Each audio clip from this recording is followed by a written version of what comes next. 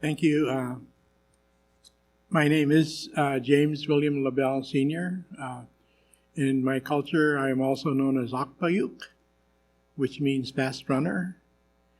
I was named after an uncle who had passed away, and it's tradition in our culture to be named after someone who came before us. I'm a product of a mixed marriage. My father was French and Irish, and my mother was Eskimo, or otherwise known as Inupiaq, as we say. She came from a little village called Kotzebue above the Arctic Circle on the Bering Sea coast. I was born in Fairbanks, Alaska in 1947, and I just turned 75 years old a few weeks ago. I come to you as a very assimilated and acculturated man. When I first went to boarding school, I believed I was truly bilingual. I could speak Inupiaq and I could speak English. But I quickly suppressed my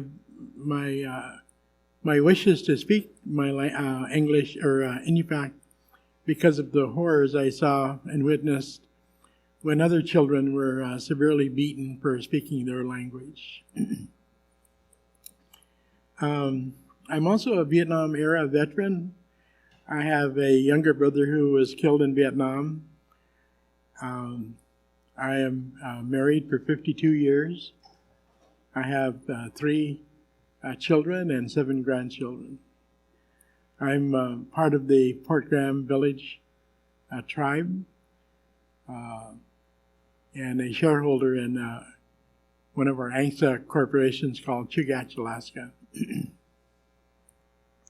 I've been waiting 67 years to tell this story.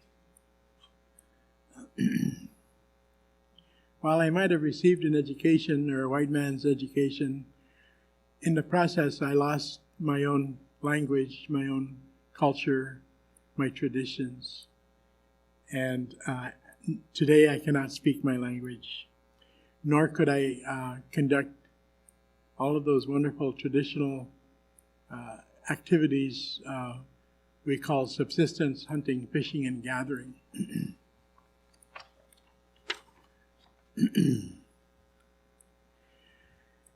I guess I'd like to give you an idea of why how I got started. When my father died, my mother was immediately asked to give us up to adoption or to boarding school, and she chose to give us up to boarding school.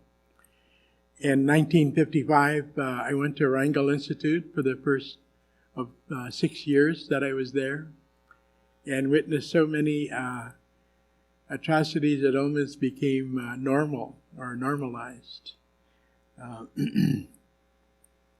At the Fairbanks Airport, we were given name tags. We were sent on our way to all of our flights. It was terrifying for many because transportation in the mid-50s was not what we know of it today. I met other children that were tethered together with ropes, and I was tied together with ropes to the other children.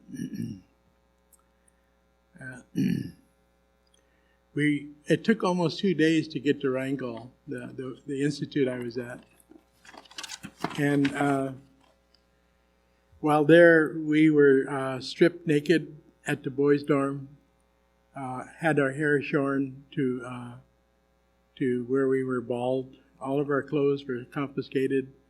We were standing naked among other children who were foreign to each other, put up into showers that were strange to us, given numbers for names, and many children had difficult names and were oftentimes only referred to by their number.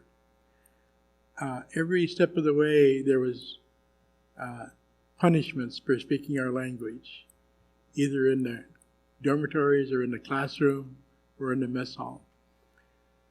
Boys and girls were both equally sexually, physically, psychologically, and spiritually abused. And I have many, many witnesses to those atrocities. Thank you.